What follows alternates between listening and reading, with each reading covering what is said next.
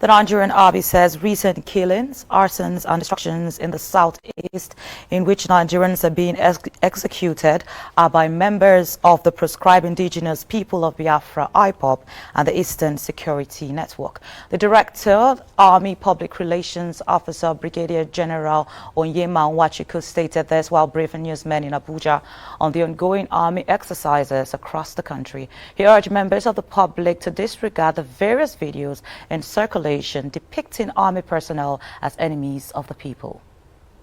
Activities of members of the proscribed IPOB and ESN in Irumbe, for instance, where they set houses ablaze and burn down shops and other properties, including vehicles belonging to our troops.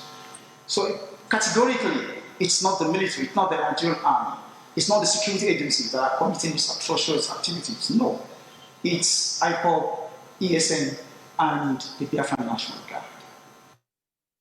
Details of the exercise Golden Dawn, enduring peace and still waters that span 20 states and the FCT.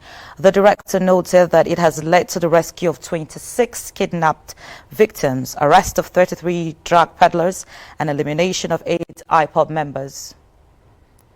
Posture, conducting several kinetic operations in the forms of raids on criminal hideouts and patrols, amongst others.